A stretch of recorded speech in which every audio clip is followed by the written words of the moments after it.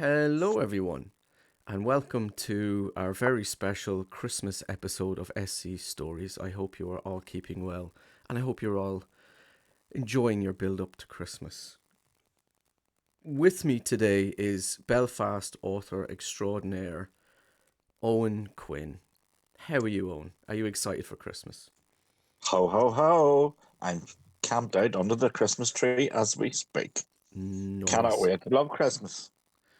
I like Christmas is parts fun. of Christmas. The build up can be very, very stressful, but But then it's like everything else. It's as stressful as you make it. I always find it once it's over and you get your dinner, and if the TV is crap, which it usually is, because I don't really watch TV, but there'll be certain things I'll always watch at Christmas, like Wizard of Oz, yeah, uh, Enders, stuff like that, or yeah, movies I don't even watch because I know them by the back of my hand at this point.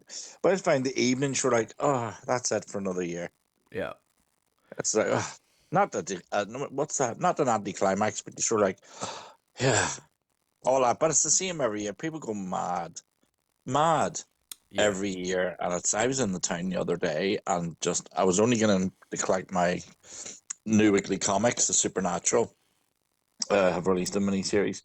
Um, and what was the other one? Can't remember. Oh, it was ones I want to get signed by the actors from Superman and Lois. So I got them. But the town's just manic, crazy. Yeah, yeah, I ended yeah. up on a bus with a crowd of Girl Scouts, So, all surrounded by all these Girl Scouts going dib dib dib. And I was like, what the hell? I said, somebody uh, sabotaged my Greg sausage roll and slipped me a pill or something. Mother, and there was all birds hanging from them. What the fuck? all I right. said, So, right. So, Owen, now the important question: Is Die Hard a Christmas movie? um, Yes. what's the answer I usually give? The answer is Hell yes. hell yes. Not only is And it a who? Chris, not only is it a Christmas movie, but it is one of my favorite Christmas movies. It is an Awesome. action Christmas near masterpiece of a movie. So it's not just a Christmas movie because it's set on Christmas. It's a Christmas movie because it's got lots of Christmassy themes baked into its script. I think if you set this movie at a different time of year, it's a very different movie. So I think Christmas is a very important part of this movie. Would you agree? We'll discuss that as we go because I'm curious now to see what you're thinking about that. I know the usual Mm. themes of Christmas, being with family and all that sort.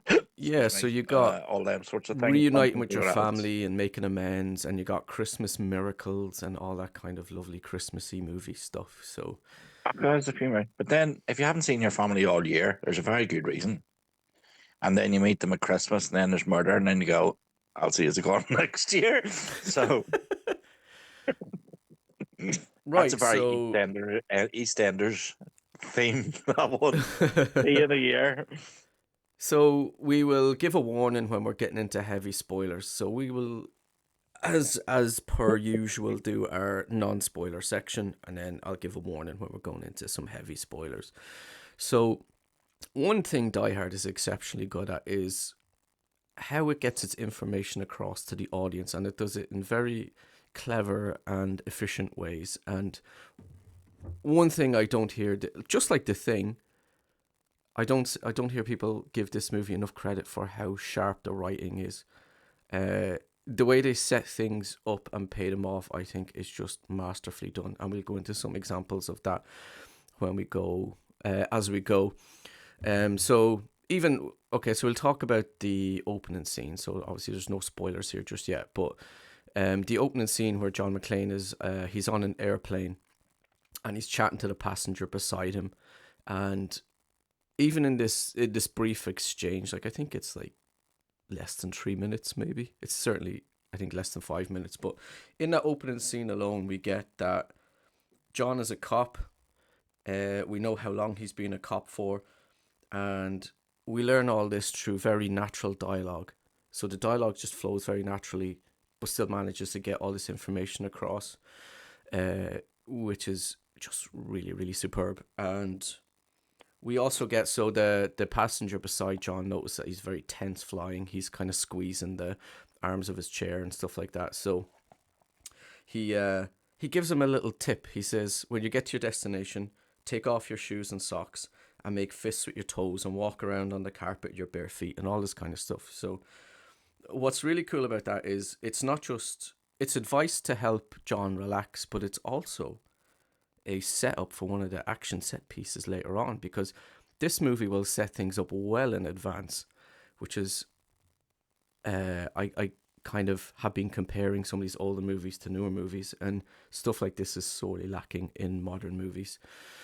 So this is an example of one of the setups where you might think you don't really think much of it, but then it comes back later and you're like, ah, okay, so that was a setup for this.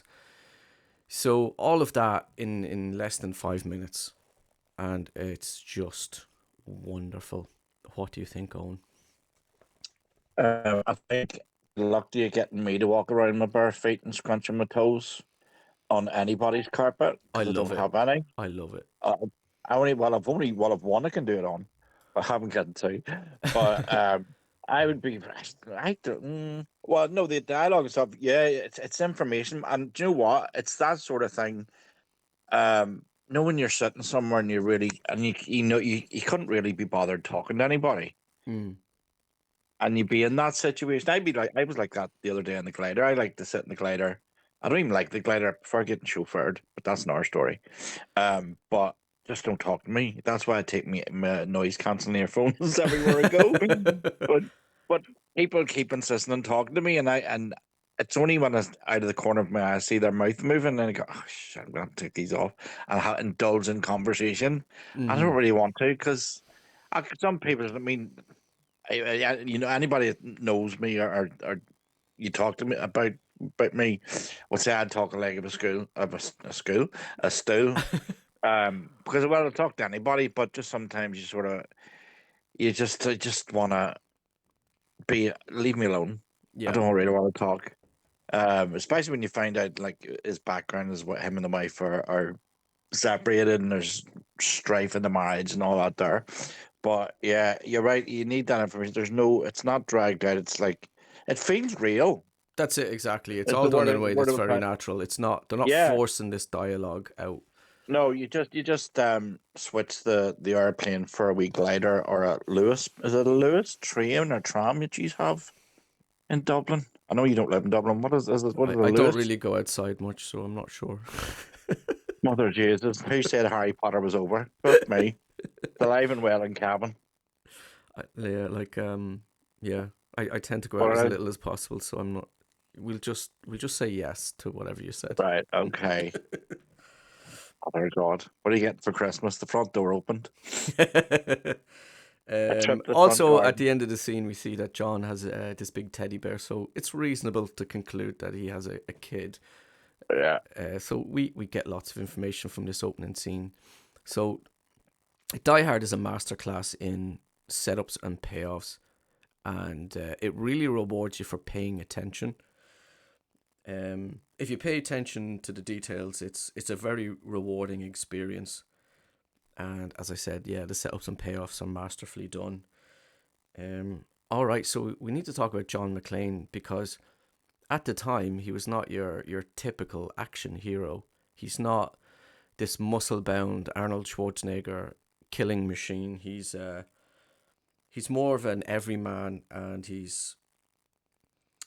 it's his main traits are that he's just very scrappy and determined, and he takes a lot of punishment throughout this movie, and he gets scared, but he's resilient and resourceful. So he's not your typical, just before this, your typical action heroes were like, Arnie and Stallone and Van Damme throwing his leg in there and stuff. yeah, all that kind of stuff. Well, I So throw my leg in there, but that's a completely different thing.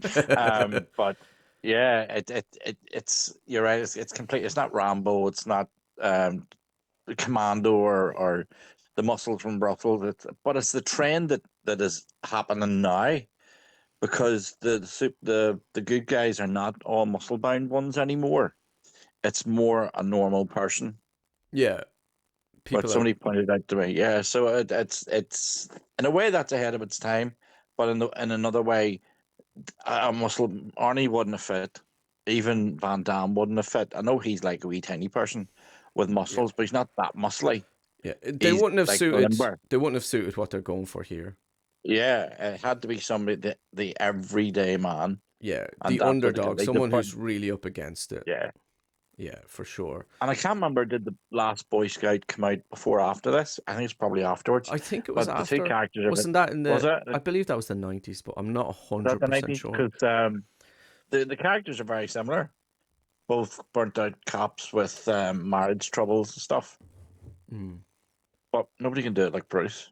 Last Boy Scout's a great movie as well. I'm fond of that one. I love the last Boy Scout. Yeah. Danielle Harris was actually at Dublin Horrorcon Ah. back there in November. Yeah, so she Uh, was here. so this movie set trends. There was a lot of Die Hard clones after this movie came out, and people started copying the sort of Die Hard formula, and a lot of movies come out with the selling point of like, oh, it's Die Hard on a bus, or it's Die Hard on a train, or it's Die Hard in this, and um, this kind of redefined what an action hero could be. I would say. Would you agree? Yeah, 100%. Because I don't know where you seen. Did you see who they originally? Do you know that Bruce Willis was actually one of the last people considered?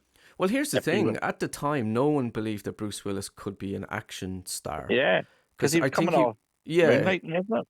Moonlighting, wasn't it? Like, which is Yeah, it was good. it was more like a comedy drama, I believe. Is it? Yeah, Yeah, yeah. Moonlighting was awesome, but nobody thought he could do it. But I can give you some of the names, and some of the names here were completely changed. You just know it doesn't fit. yeah. Burt Reynolds, Oh man. Nick Nolte, Mel Gibson, Harrison Ford, Clint Eastwood, Richard Gere, Sylvester Stallone, Wow. I Richard. think the next best choice would probably be what did you say? Mel Gibson. Yeah, Richard. But then you would be too close to Riggs. Riggs and Lethal Weapon. Richard Dean Anderson, Richard. Oh right. MacGyver. But even at that, I like Richard Dean Anderson. He's actually one of my. I'd love to meet him before we all part ways in this planet, but he still wouldn't. He wouldn't have fitted that role that it took for that one to work. It had to have that sort of depressed person, Mm. even though they're still functioning, sort of personality. But Richard Dean's still, he can be brilliantly serious, but he still has that glint in his eye, which Yeah. made Stargate such a huge success because it Yeah. was very different from Kurt Russell. Yeah. So, and just, they just couldn't do it. And then somebody suggested we Bruce, and he came in and tested and went, okay. I think Bruce just delivers everything they need him to deliver in this perfectly. I Mm, think it's just a yeah. fantastic piece of casting, and it's crazy to think that no one thought he could be an action star, considering how big of an action star he became. Yeah. But see, it's also, he's the reverse. When Moonlight and it was comedy drama, here it's drama comedy. The comedy is Yeah, the comedy comes from the scenarios and is smart mouth, but he is very serious in that. yeah, like this movie can be very funny. Yeah, There's some bits in it that are quite funny. Even there's some silly things they throw in that are just nice little touches, like Agent Johnson and Johnson, no relation.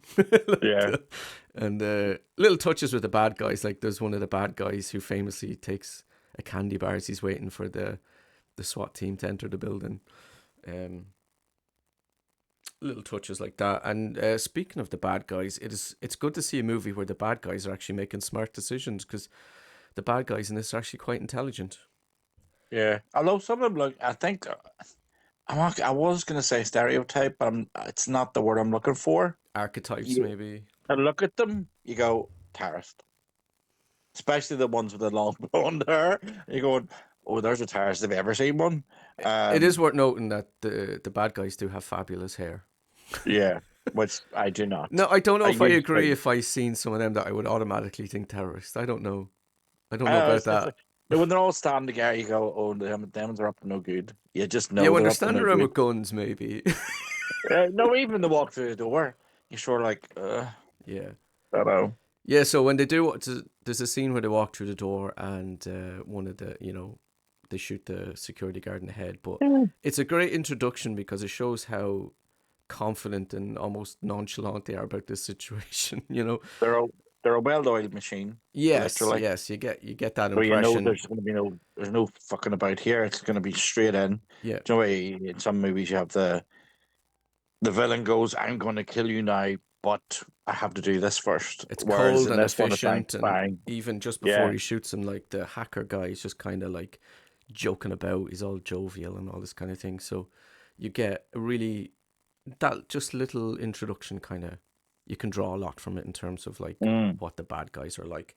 And what a debut for Alan Rickman. Hans Gruber. This is see, his movie debut, which is just insane. yeah, Your yeah, first movie and you play Hans Bloody Gruber. Gruber. See, Um, I have in my autograph collection, I have it's an 8x6 of Ronald Rickman signed in silver, oh wow, yeah. and it's one of my prized possessions, and nobody's getting it. I'm leaving the collection to my son when I go, which will be for another 50 years. Like, so I don't tend to go anywhere just yet. But it's when I see that, I smile. Do you know when you collect stuff or you see somebody, they always make you smile, and you have that good feeling about Yeah. yourself and them. He's one of those actors Yeah. for me. Right. Now I'm not. Don't get me wrong. I'm not a Harry Potter fan by any means, but I would watch it because he's in it. Right. Robin Hood, say no more. Awesome. Sheriff Even of though, Nottingham, yeah. yeah, awesome. But he's in this for a first timer on the big screen. Who, if you look at the behind the scenes thing, he was really nervous about doing it because he wasn't sure he should do it. Really? Um, yeah. Um, but he ended up being persuaded to do it, and he just comes in that first scene again like the shark. It's well oiled, straight in. He's not hesitating. Knows exactly what he wants, where his target's going to be, and this is it. This is the way it's going to be, folks. And there's no argument about it. Yeah. Hans is he's or Hans.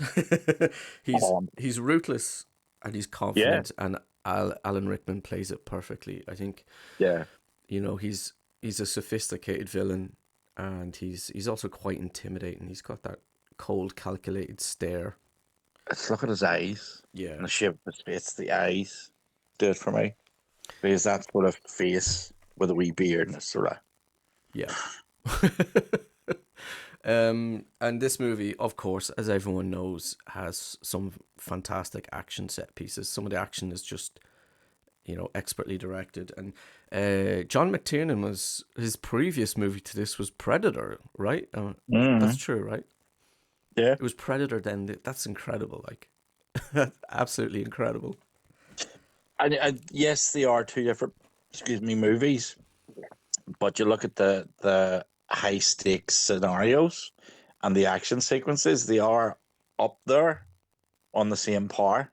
Yeah, Even though there's no alien involved in this one, but that the risk level, the threat level, is as equal to those guys being hunted down in the jungle. yeah, So and that's a nice element to have, and I think that's what makes it work as well, because you this is a threat level that you know isn't going to be solved by a wee smile and a joke. yeah, These people will put a bullet in your head in 2 seconds, yeah, yeah. and They really sell his the stakes in this movie. Like as I said, yeah, there is bits of comedy here, but you really feel the tension throughout the movie as well. Like, yeah, yeah, because the building shut down. It's the base under siege scenario. yeah, The only way out of this is the killer be killed. yeah. And what I really like about the action scenes is they really make use of the environment that they have, and Yeah, um, the fights are so like scrappy and dirty, and I just love it. Like there's nothing elegant about the fight scenes, which no, really suits the movie. And like John really has to scrap, and it's yeah. yeah, I was gonna actually we'll get into that in the spoiler section. I was gonna just go through a bit, but Look at his vest, his lovely clean vest. He just got out of Primark or Pennies. That's lovely. And uh, then by the end of it, it's black. It's bogging. It's sweaty. It's dirty because of everything that happens, and it's nice. It's that also has the realism because you don't go through something like that and come out in the lovely suit at the end of it with a button missing. Do you know what I mean? Mhm. That's that realism as well. Yeah. So before we move on to spoilers, I highly recommend Die Hard if you have not seen it. If for some reason you have not seen it, I highly recommend it. If you haven't seen it, give yourself a Christmas gift by watching Yeah. Die Hard. Watch The Thing and then watch Die Hard. Watch The Thing and Die Hard. Yes, And perfect. if you put Silver Bullet in, go with that too. Yeah, one of Owen's personal I favorites. I actually don't understand. And all the time people say, "Oh, it's a Christmas movie, it's not good." Who thinks it's not a Christmas movie, and what reasons? Yeah, It's clearly, clearly I don't think it's even a debate. no. But why? I'm sorry. Where does that argument come from? And I reckon especially it's that because it's like people see it as this like classic action movie. Maybe not like a lot of your other classic Christmas movies. I don't know. I think they just can't see past the big action set pieces and all this. But I think like Christmas is very important to this movie, and I don't see what the debate is at all. To be no. honest. If you can't see it, go to Specsavers. Yeah, like Get a I've heard laser surgery, people something. making fun of people who think this is a Christmas movie, and I'm like, what are you actually going on about? Like, Does it's not anybody? it's not No, quirky to think this is a Christmas movie. Like, no, Christmas it's not. is baked into the script of this movie. Yeah, it's just it's like it's Home Alone on a bigger scale, really.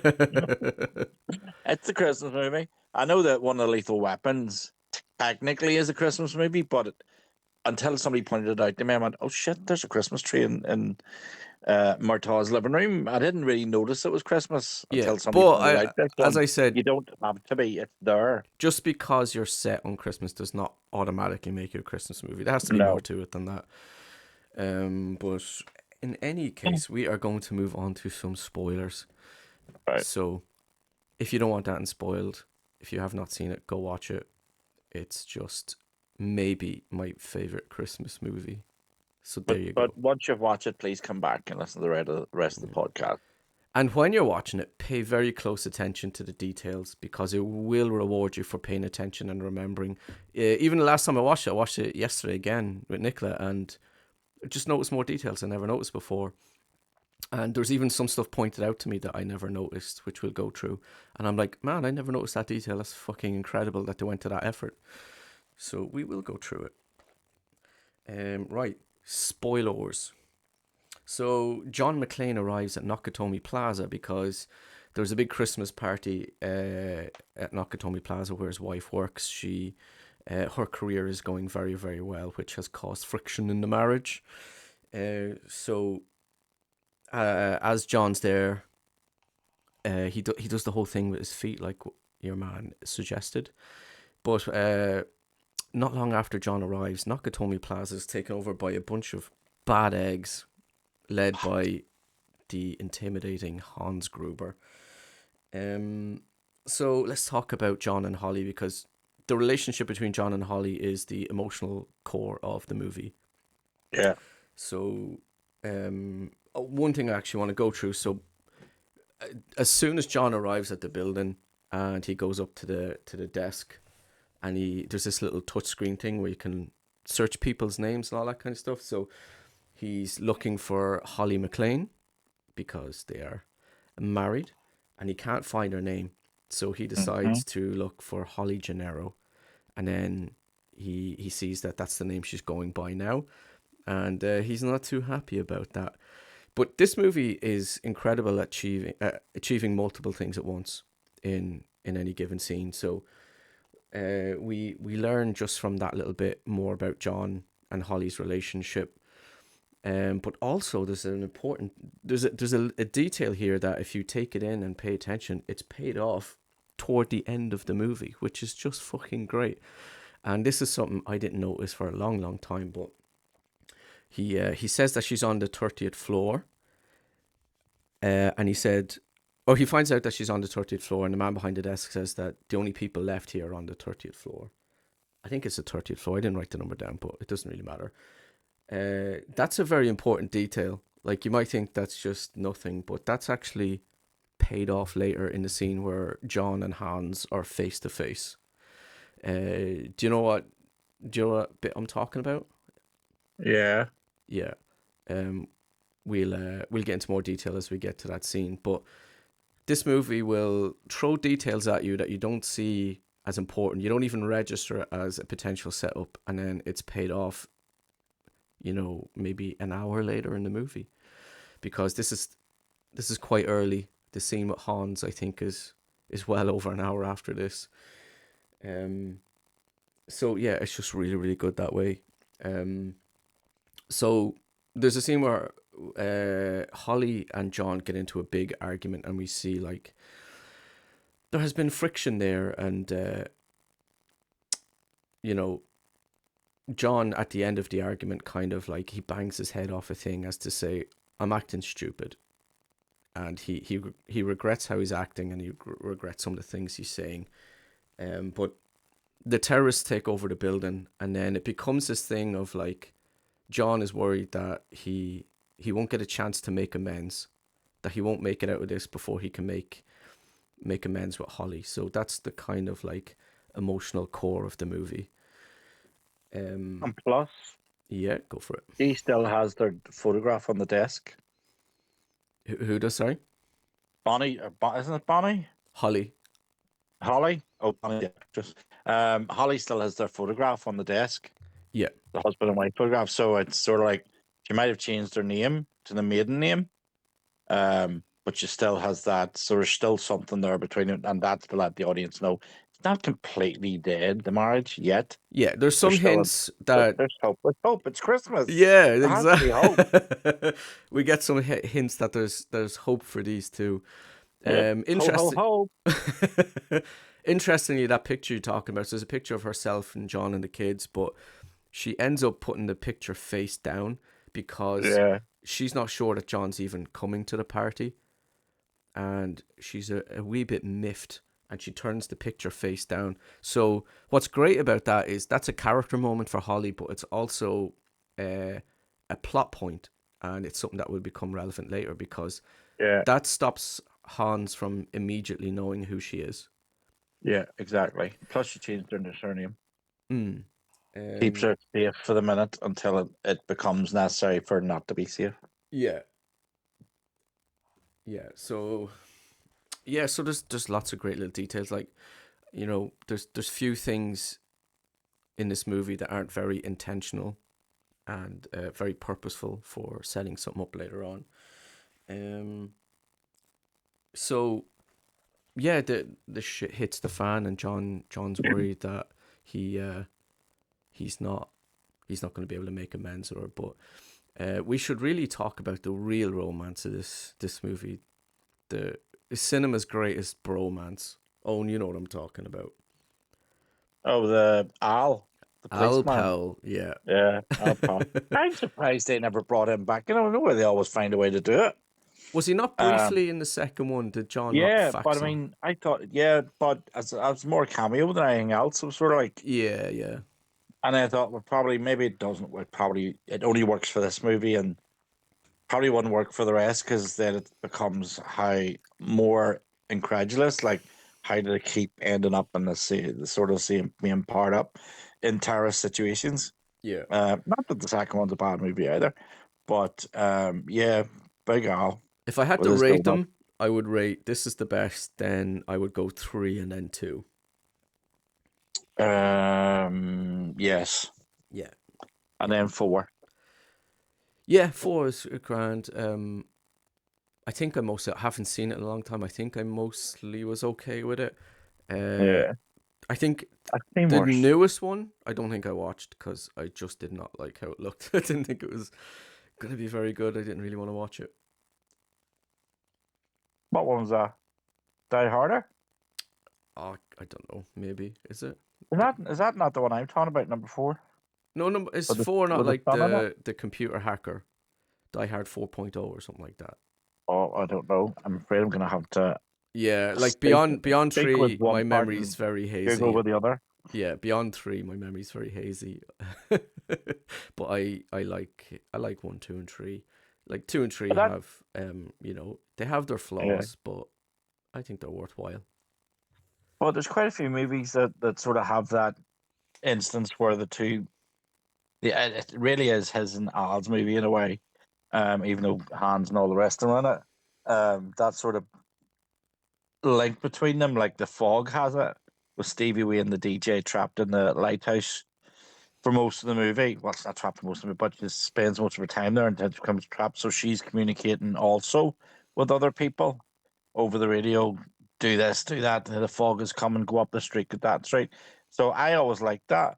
I even in Stranger Things last season 4, they all get split up, and I thought, oh, I don't like this. They're all being split up in different locations. But by the end of it, now I know why, because it works so beautifully. But I didn't see it until the actually the final Right. episode. Like, that was awesome. Gotcha. Yeah. So I would like that we sort of thread when it's used well in a movie, Yeah. as it is here.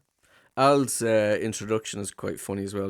He's buying some food at a store, and the guy behind the counter is like, "I thought you guys only ate donuts," and he's like, "It's for my wife," and he's like, "Uh huh." She's pregnant. Mm. Uh huh. It's very funny. Yeah, Al's a great character in this, and the relationship between himself and John, I think, is just it's just very very cool. It's Um, actually also very emotional. It's almost as if, I mean, and he's rooting for him yeah, to win, and then the other fucking knobheads come in, Johnson, all yeah, them, yeah. Because and John's really Al's up the only against it one. because he's up against Yeah, he's in this situation that's already very difficult, and he is the underdog already. But also the people on the outside are not exactly on his side, so he's getting it. no, He's getting it from all angles. they're going by the scenario books, and he knows. I mean, that the Japanese executive was like shot in the head for not answering a question within 2 seconds. There was no, "I'll threaten to shoot you if you don't tell me." Yeah, He just went, "Nah, somebody else know." Bang, where you go. It's he knows how ruthless this is, and there's a high probability that the hostages are not going to make it out of this. And he knows there's only one way out.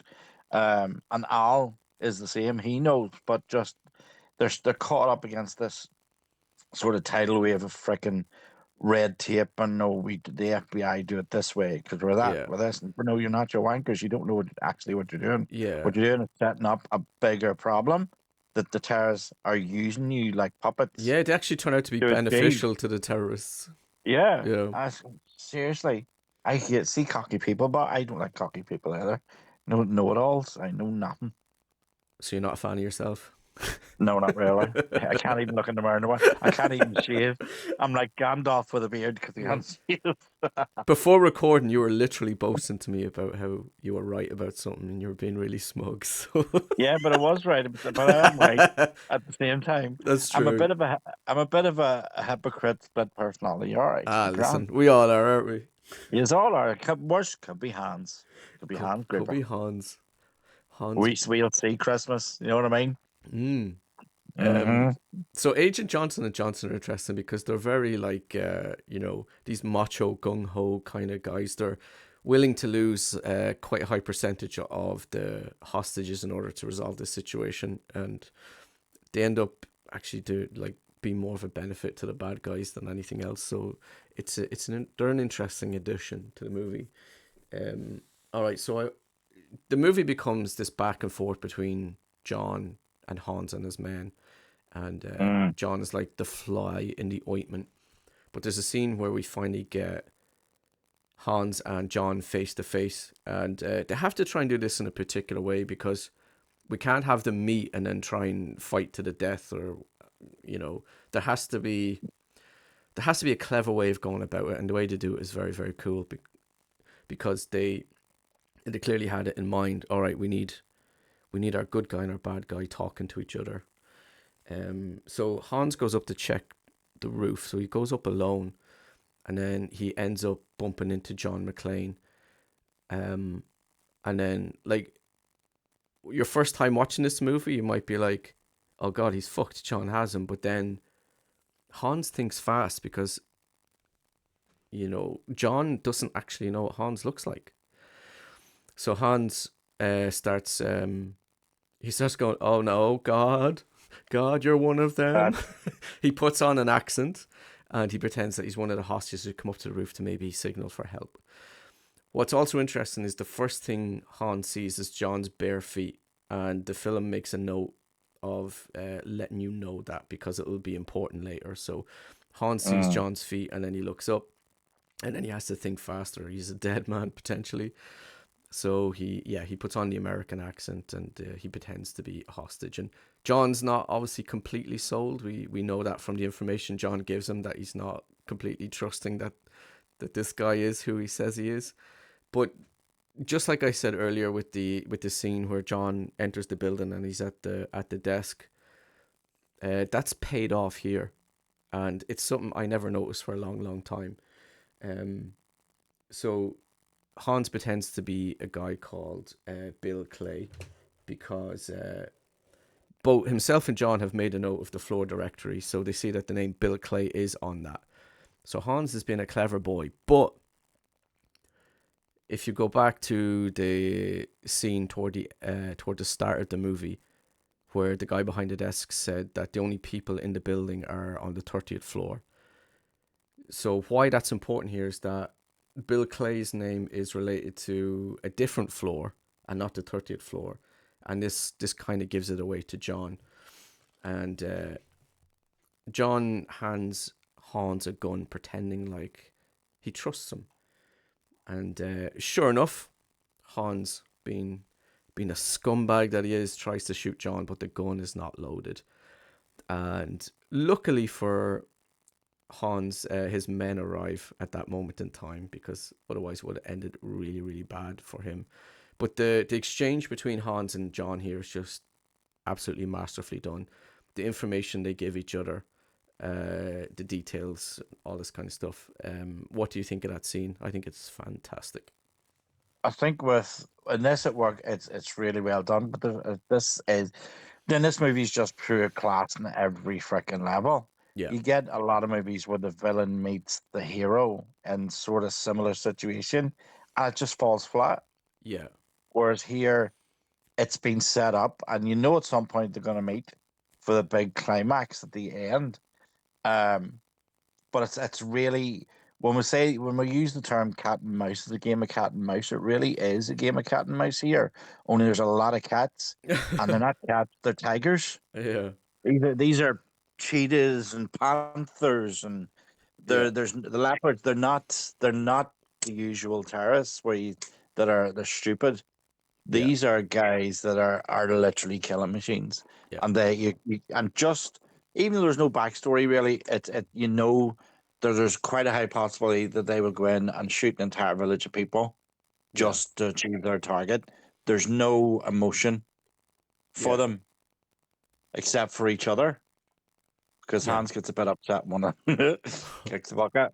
But it's strange that emotion for the emotion of a killing machine for another killing machine is really it's that's a scary element that isn't really touched on either because they don't care about the Japanese executive that was executed. They didn't care about the guy with the beard who let on, oh, I can tell you all about John McClane, blah blah blah. Oh, I'm so Uh, glad you reminded me of him, because he's one of the best he's characters in this Norwin. movie. We'll go He's through that. Norwin. Yeah, He deserved it. Oh, he deserved it getting shot. A yeah, tout. yeah, That's all he is. A yeah, tout. He thought, oh, because see, that he actually exemplifies what we're talking about. In any other movie, it would be, oh, I'm the ordinary guy. I can be the hero. I'll be able to change the terrorist mind, save the day. Not John McClane, and it all backfires so badly. But because this is Die Hard, no, he's no chance. He would have become somehow escaped, joined John, and they would have been together. But it didn't go the pedestrian route. It went down. And you know what? Just when I'm saying that, I can actually see Gruber and the rest of them head just standing around and watching him, say that again. emotion on their faces, except there's no emotion in their faces. Yeah, They're just looking at him like prey because they yeah, know he's about to die. yeah. So That's a very Dallas powerful comes thing. in. He snorted some nose candy for some bravery, and Aye, he comes you into do. Hans to try and negotiate. and, This actor is fantastic. A lot of the lesser characters do a great job. Like even the guy, he's one of the guys on the TV. He's a news reporter. Like he gets very little screen time, but the actor really makes the most of it and just nails Mm. everything he's supposed to do. But Dallas comes in and he's like, Hans, Bubby, I can get you John. I can resolve this situation for you. And Hans is just really stroking your man's ego. He's like, "Wow, you're incredible. You figured all this out by yourself." It's so good. They're just like sort of egging him on, stroking his ego, and he pretends to know John. And Yeah, then John's on the radio, and John's like, "Dallas, tell him you get don't up. know me because you don't know what he's gonna Mm. do to you." And Hans takes out his gun, and Dallas is like, I'm not a method actor, Hans. Put away the gun. This is radio, not television." So that clues John in that, oh, Hans is taking out a gun, and this guy is probably going to die in a second. But that actor just plays the role brilliantly, Yeah. and And I know so many people like that in real life, no real arse kissers, who mm, think they will go far by having their lips attached to somebody's fucking backside, and it inevitably always goes wrong in real life. yeah, So there's it's definitely going to go wrong here. yeah, But it's that for me that scene is the one that really shows how cold and evil these guys are. yeah, It always reminds there's a reel on Instagram of a lion, and it's got a wee baby fawn or deer, and it's licking it, and it looks so cute. But what he's actually doing is getting ready to eat it. right, So he's cleaning it before he eats it. And everyone go, "Oh, it's so cute! Look at that, a lion and a deer, and all the world's beautiful." And then they go, "Oh no, Jesus Christ!" So yeah. it's lovely. It's a great scene. It's a great scene. It is great. I'm glad you reminded me of him. Um, so That's what I'm here for, Steve. Don't you thank you worry. very much, Owen. But You're happy. like the best Christmas elf Oh, someone could thanks ask very for. much. Happy Christmas. um, You can come and sit in my knee, or I can send you my I'm not leg falling down. for that again, Owen. I can send you my leg down to the post or FedEx, and you can sit all you want. He tricked Jack into sitting on his knee and playing with his sack. Anyway, It, it's empty, but sure, there you go. so next we'll talk about Al's character arc. So Al Powell, John's bro, this awesome bromance. So, um, Al had an incident where he drew his gun on a kid and ended up shooting him dead. The kid had like a toy ray gun or something like that. I believe he said he was 13. Mm. So ever since then, he's not been able to bring himself to draw his gun on anybody. But at the very end of the movie, one of the baddies who we think is dead comes back for one last attack, and Al has no choice. He has to either, draw his gun or people are going to get hurt, and John's potentially going to get killed. So, uh, we have a scene where Al is finally able to draw his gun again and save people. So that's a nice little character arc for Al. Um, Wait, he learns to shoot his gun again. He learns to kill again. what a wonderful Christmas theme. He pulled Your the typical cracker. Christmas themes. You learn to kill again. Um, but But he get over his guilt. it's a great moment for someone who's essentially a side character. Yeah, but it's also he's finally accepted, got rid of his guilt in a way, because Yeah, it wasn't. You've actually seen that scenario in a couple of movies, yeah, where the cop has killed a kid and just can't do it, and here it isn't drawn out, but when it comes to it being essential to the plot, it's bang over and done with. yeah, yeah, So, and Al isn't like he's still not. He'll never get over the fact he killed a kid, but yeah, at least he can move on from this point, yeah. because there is evil in the world, and by not drawing the gun isn't going to stop that evil. Yeah, that's a good point. Yeah, exactly. And even Al being a side character, we get a lot about him. Like he got a wife with a kid on the way. He had that incident with the kid, and then he has his resolution to that. Um, it's just all so great. Like they really put effort into everything in this movie. And Yeah, that's right. That's remember we spoke before about how in my books, and I'm sure you did with yours, you gave even the smallest background characters some sort of background. You Mm. just don't leave them faceless because it helps identify with the audience. The audience, oh, we know something about him, we know something about him. So if something bad happens or something good happens, they can relate, Mm. still relate to that character, even if, like, even the TV reporter, people remember the TV reporter, Yeah. even though he had much to do. So Exactly. Yeah. for me, it's always um, try and give everybody that's in your story something, even if it's not much. Like even Dallas, for all his 15 minutes of fame, he was a cokehead, he was an ass kisser, thought he was going to go far, he was going to be praised by the Japanese head office for saving the day. No, and you don't even feel sorry for him. You sort of feel sorry for him, but you go, slap it in. Yeah. Because you all know somebody in real life who gets on like that, who Yeah. pisses you off. Yeah. I did feel bad for him because just before he gets shot, he's got this look on his face that says, "Shit, I'm Uh-oh. actually fucked right now." Like, and he just takes one more sip of his Coca Cola. Yeah, and in this case, it's sort of, oh shit, I'm not going to see what's under the Christmas tree for me in the morning. It's very sad. A Christmas tragedy. Rest in peace, Dallas. His last thought was, I hope the bought receipts. um.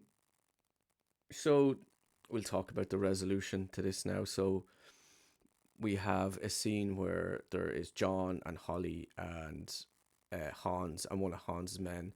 So John has to, Hans has Holly as a hostage because we'll get into more in a second about how Hans found out Holly was John's partner because we're going to talk about the reporter and all the shit he caused in a second. Um, so John using, I love the way that like it zooms in on like the Christmas tape and they hear this little jingle.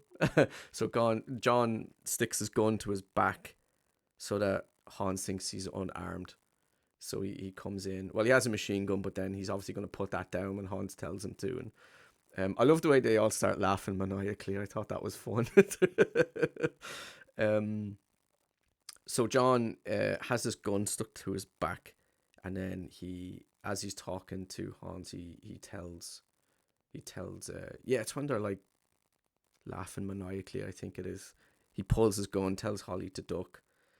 Hans doesn't know the gun's there because it's just sellotaped to the back of John, and he shoots Hans. He shoots his lackey, and then but Hans is not done. He's fallen backwards and he's hanging out the window, and he has Holly by the wrist.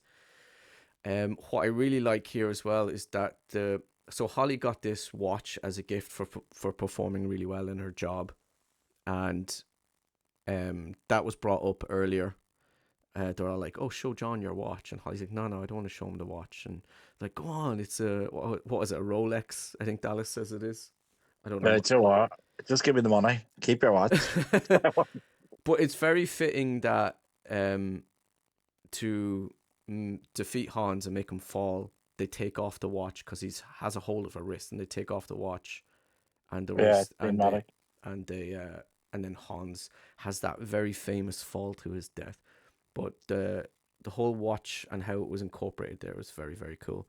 Um, Now you know the story behind that fall. I do. So Alan Yeah, Rickman was actually dropped early, so that look on his face is quite genuine. yeah. See, I would be the same. I'd be shaking myself. Oh man, I I would. would. Oh no, I don't do roller coasters, and I think if somebody says, "Oh, I've got this lovely job for you," so on floor 30, Yeah, turn it down. but the No, look go on to the his bottom face is floor. so great. It's easier to get to the street the bottom floor. No, I hate that. I hate high buildings. I don't understand that. Like, even where's the one Dubai? Is it? It's the highest building in the world. Right. No, no, no, no. I I can't. can't watch I'm these sorry. videos of people, they're scaling the outside of these massive buildings. I'm like, it makes my No. stomach turn. Is Like, there something wrong? Do they need like mental health assessment first? Is there something wrong? And see the ones that do it freehand. Is that the right term? They've no safety equipment. And that famous one, I think it was an Asian fella, took a selfie, and it was the last selfie because when he was taking the selfie, he's lost his grip and fell off the building. Oh God. I'm going, seriously? No, I don't understand. I know there's Daredevil, but put it like this, on my deathbed, if somebody says to me, Owen, do you ever regret not scaling the big 40-foot building? And I'd be going, no. Is there, no, No, no, thank you. no. I won't even go down. They do a charity thing here where you abseil down one of the hospitals, the city hospital. It's a massive, if you look at it, it's a big eyesore. It's like a big yellow rectangle thing. It's really bizarre. Look it up and you'll see what I mean. Yeah. But it's famous for, it's a great wee hospital, I have to say. That's where I had my kidney transplant. They were lovely. Um, but the abseil down the side of it, you dress as Spider Man or Superman or something, and go down the side. I'm sorry, no, there's not a charity tragic enough to get me up there to throw me off the edge. Yeah. Yeah. I can't. I just can't do it. But I'll fly on a plane, and I want the window seat. I can sit and look out that. Not a bother.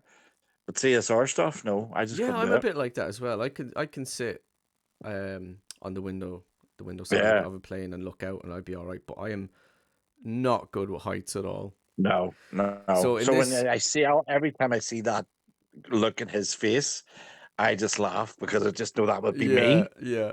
I go, oh, So it's awesome, great but how it's it's done. So brilliant. we have this close up of his face. So you get a really good look at his reaction when he's dropped. And as we said, the actor Alan Rickman was dropped early. So that Yeah, is a genuine look of shock. And then we get a further away shot so we can see how far the drop was for Hans. And you're like, oh my a God. lot. He ain't getting up. Can I just put in there? Actually, you've reminded me of something that I was looking at before. Yeah. I always meant to buy this, and do you know what? I think I'll just buy one when the Christmas sales and have it for next year. Did you know there's an advent calendar of Gruber falling down the I tower? saw that recently. Yeah. And I'm We like, were looking at that last year, and there's a Jurassic Park one, but the Die Hard one. So it's like the 24 days of Christmas, 25 days of Christmas. So he goes down one every day until he hits the bottom. oh, And I saw that and I'm like, I need that in my life at some yeah, stage. so do I. I've seen that, and I've seen a TARDIS bell. So Doctor Who's TARDIS, it's the TARDIS in the shape of a bell, and then it's got another wee TARDIS Mm, at the bottom. That's only £12, so I'm gonna buy it for my Christmas tree. there It's you just like I'm gonna, treat yourself. gonna we treat myself because I think we deserve it. I think everyone should treat themselves.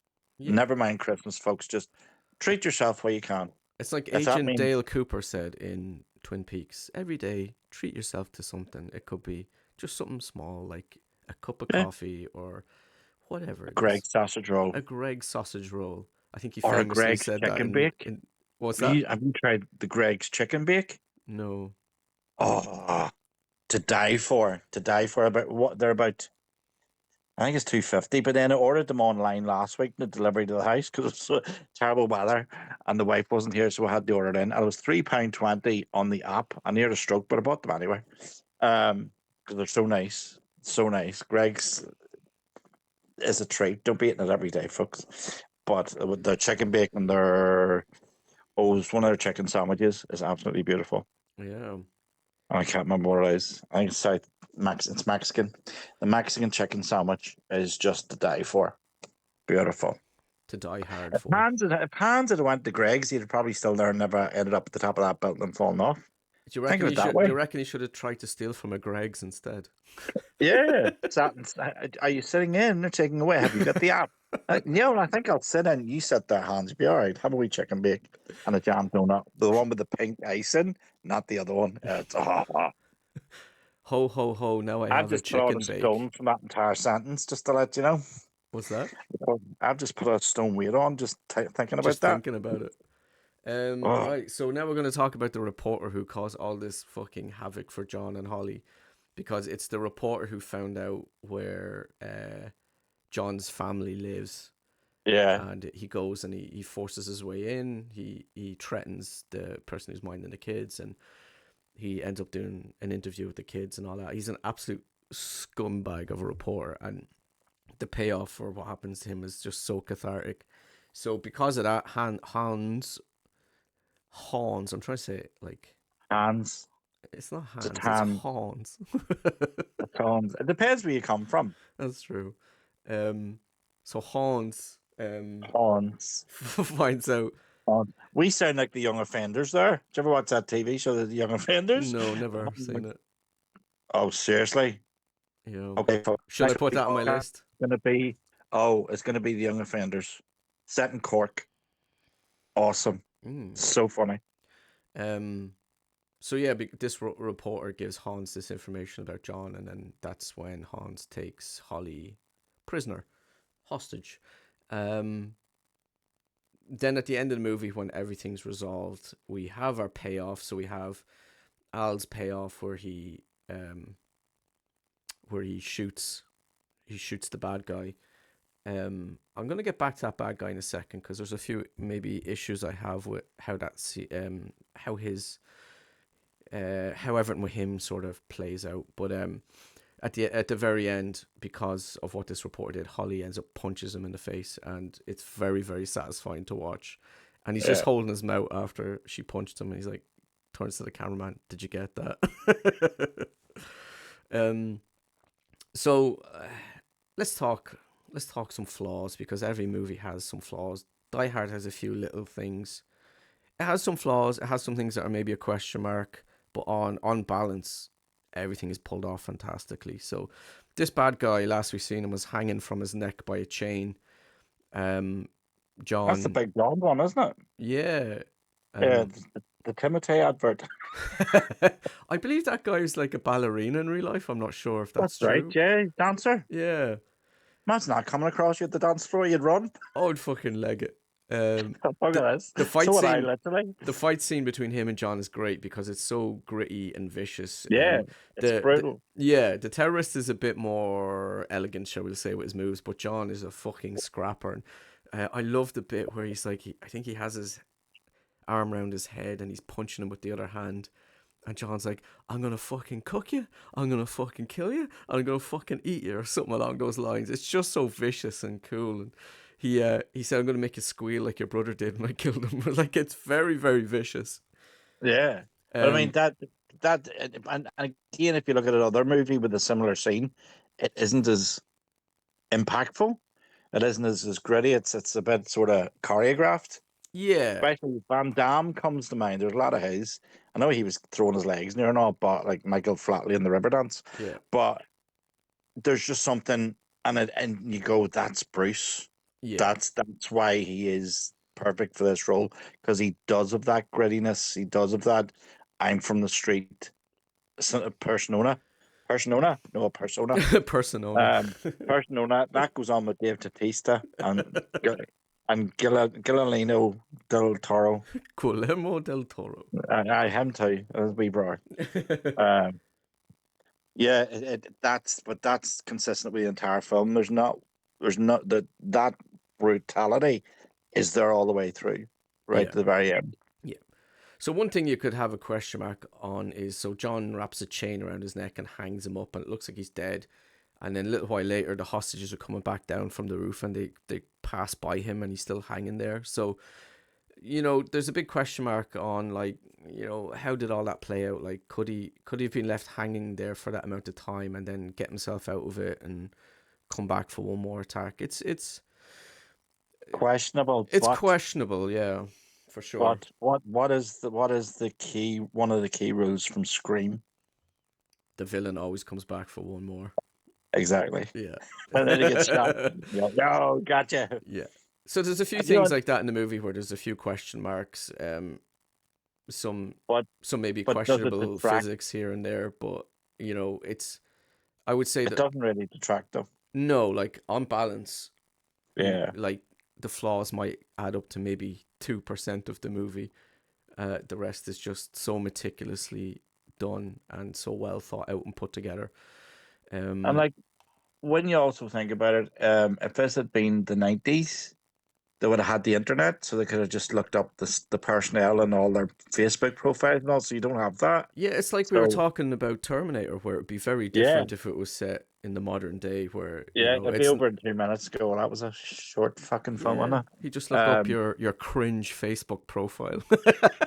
Yeah, and then you find out somebody's made a fake one of you, and they get I'll forget that. Yeah. But name I like an annoying reporter, because they always get their comeuppance. Yeah, it's so satisfying, isn't it? Name two other ones off the top of your head. Annoying reporters. Oh God. There's your one from. Is your one from Scream? Would you class her as an Yeah, annoying reporter? Yeah. Courtney Cox. Would you put her And then up the other there? one Yeah. is in Predator 2. Do Oh yeah, you yeah, remember? yeah, yeah, And yeah. him, this guy is a scumbag in this one, but the one in Predator 2 is even worse. He's auditioning for a chat show like Jerry Springer and Geraldo. It's just, well, I love, and reporters, oh, I just went blank on what the one that was going to think of. But when they go in, pretend to be something else Yeah, to get the insight, and I like that because they always get their comeuppance. yeah, So, yeah. and I Exactly. think it works really well here. It's also reflective of the time, as I said, because of the internet and stuff. So they always had to go out and search their facts, and not Yeah, that they're really worried about facts, but they went, oh, there's the fact, we'll go to the family home and blah blah blah, and invariably making it worse yeah, as they did here, because the secret was grand up they fucking stuck their noses in. yeah. Um. So as we said as well, this movie has some really funny lines in it. There's some really good comedy in here, and some really good, some famous catchphrases. Yippee ki yay, motherfucker! Yeah, Ho! I I. had a clock. I had a clock with that on it. Oh really? A Die Hard clock. It was the movie poster, Yeah. and it had Yippee K as the thing, the hand of the clock. I don't know what happened to it. I think Hap- it accidentally get threw out when my back was turned. happy trails, Hans. I like that one too. Yeah, I now I have a machine gun. Ho ho ho. isn't it the one? See, if Brace this your wasn't leg, set on brace your Christmas, leg. if this wasn't set on Christmas, then that scene would have to be changed. It would be like, now I have a machine gun, trick or treat, or something. Yeah, or Happy Easter. I have a machine gun. Happy It Easter, doesn't really everyone. work with Easter because it doesn't. No. I can't think of a apart from a really bad horror film about the Easter Bunny. There isn't really any action or films really set at Easter unless it's a kids movie and somebody Yeah, stole the Easter eggs or something. we used to Oh, watch Hop every year when Ash was younger. It's about, yeah, no yeah. idea.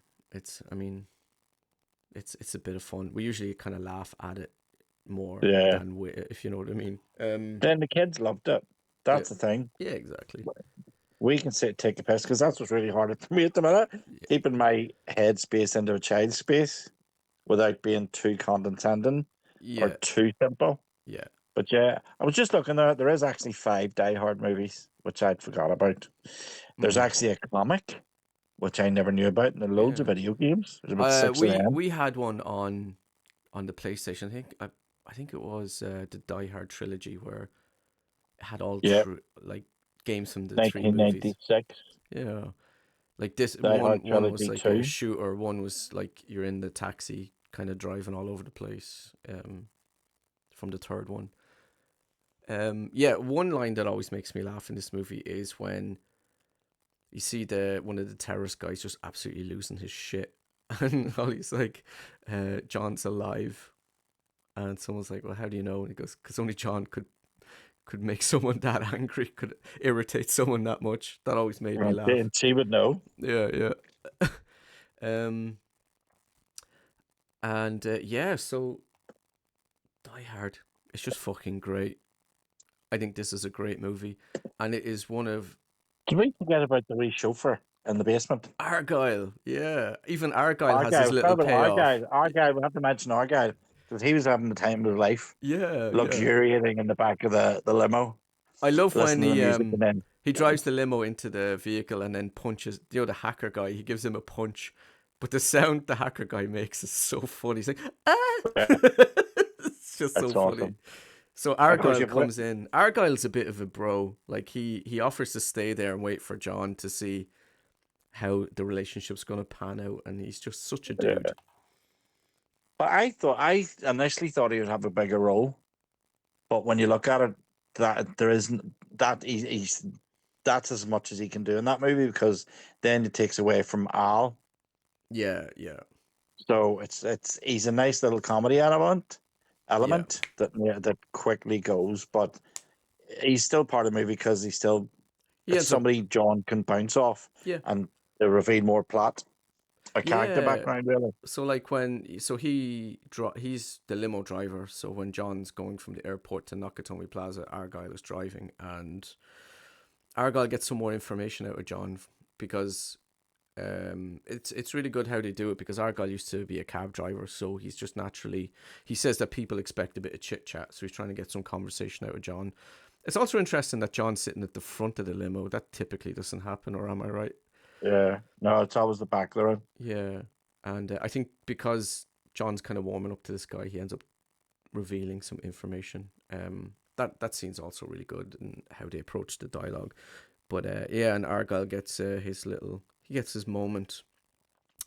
Um, Yeah, so because he's not because John isn't phased by the limo. He sort of has a one of them sarcastic looks in his whole attitude about it. It's like, oh yeah, she's got the big job, she's got the big car, boss, and it doesn't impress him yeah, um, about the whole thing. And there's actually a famous actor whose marriage ended because one he was jealous of his partner's success. yeah, So it's sort of like in real life that it is still based in real life. That's not a movie yeah. scenario. So John, Husbands yeah, are always the breadwinner. John wishes he was more supportive of Holly when her career started to take off. Yeah, And there's a scene where he's talking to Al, and he's like, he feels like he probably won't get to see Holly again in this moment, and he's saying like, she heard me say I love you 1,000 times, but she never once heard me say I'm sorry. Um, yeah, and then at the end, when John's introducing her to Al, um, I believe he says her name she's going by, which is Gennaro, but she calls herself Holly McLean. man, So that's a nice yeah. little payoff for that. And I think in that moment they just really appreciate each other more, and they're like, we went through this mad fucking situation. We can put our differences aside and make this relationship work. Well, near death will Which do is that to you. unfortunately undone in later movies. I wish they just Yeah, kind of left it here, but but I mean, if you however, got if you face death together, there's only one. You're not going. You got divorces out the window.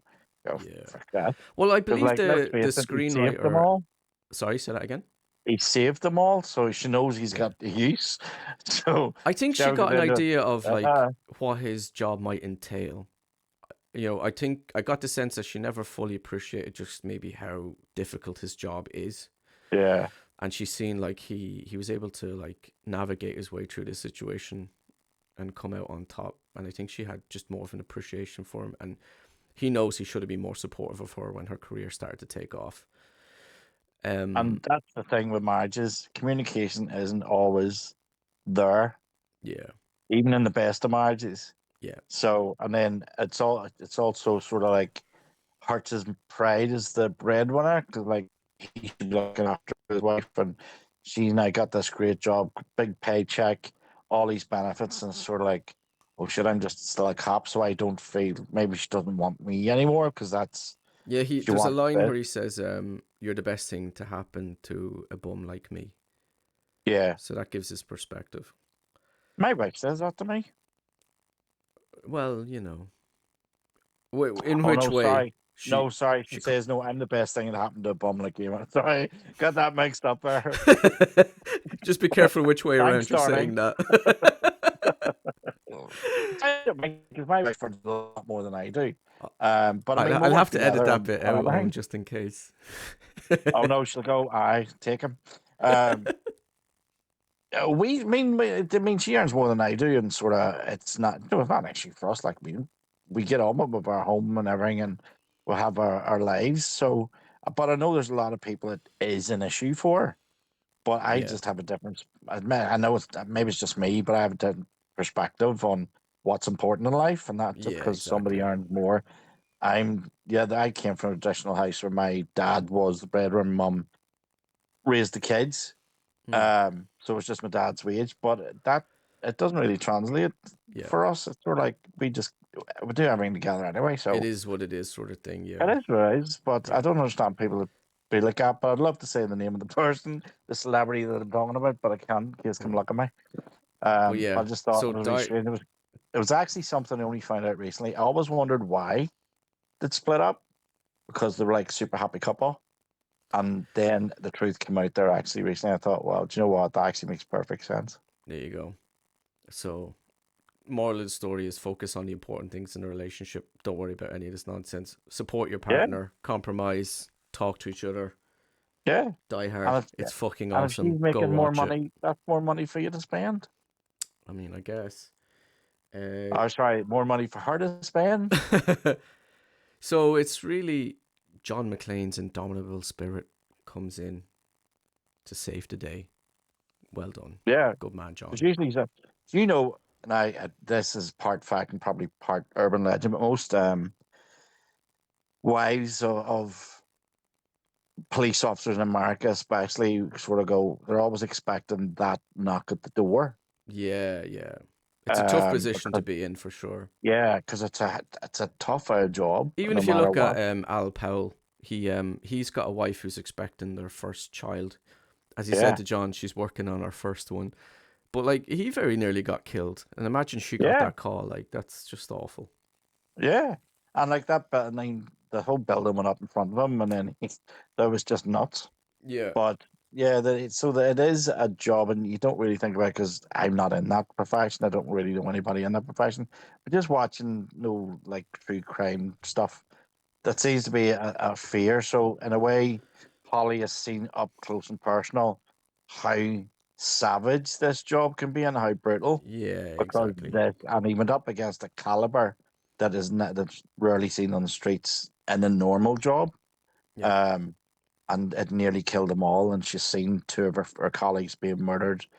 So it's eye opening, I think, for both of them that they now see each other in different ways, Yeah. and I go, oh, well, what were we doing? It was just Yeah. stupid.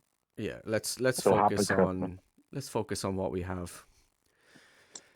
Did the So bear make yeah, it? we're going to leave it there. That is Die Hard. It is an absolute banger of a movie. Go watch Did, it. did It's the bear great. make it though? Sorry, Do you remember he had a bear? Bear- the bear. John had a bear or a cuddly toy or something at the airport, didn't he? He For did, his yeah, kid. yeah. Whatever happened? Did he leave it in the It limo? was in the back of the limo, yeah. There you go. As long as the bear escaped, there you go. Perfect movie.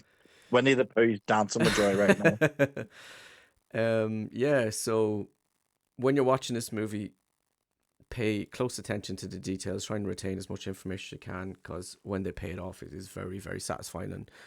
And over the years, every time I watch it, I notice something new. Even I watched it again yesterday, and I noticed a few things, and even there's things I didn't notice, and people have pointed them out to me, and I'm like, oh, that is so fucking cool. Um, yeah, so there you go. Merry Christmas, everybody. We will be back in the new year with more reviews and games and shenanigans and all that kind of stuff. If you want to join my Patreon, there will be a link in the description where you can get yourself early access to these videos and some exclusive content. So go to the link in the description and check that out. And we're doing some polls and stuff. We're doing a poll soon on what John Carpenter movie we should cover next, so you can get in on that. But I hope you all have a happy and safe Christmas and get everything you have been asking for. Owen, Merry Christmas, and tell these fine folks where they can follow you. You can follow me to Santa's Grove because I have a whole list as long as my arm for Christmas. Um, where you can find me on the main website, The Time Warriors and Beyond, www.thetimewarriors.co.uk. Again, folks, if where you'll find loads of articles, loads of book excerpts, um, lessons on how to speak properly, like words. Um, uh, if the increased traffic is down to you guys, thank you so much. It is every time I see the figures go up, I'm just delighted. I'm hoping you're getting something from it. If it is, I hope it is. Has to be part of it. You'll find me on Instagram, the Time Warriors author, and Twitter, the Irish author. There you go. Go But into we the have, link in the description and check out some of yeah, Owen's articles. Some of them are awesome. I've read some myself, and they're very, very cool. So go check them out. and a happy Christmas from me too, folks. Do look after each other, Yeah, and hope you get what you want. there you go. And if you see any reindeers in the street pulling sleighs, send them to my house. There you go. Have a happy and safe Christmas and an amazing New Year, and we will be back in January. Okay. Merry We'll be Christmas, back. everyone. Oh, ho, ho. Goodbye.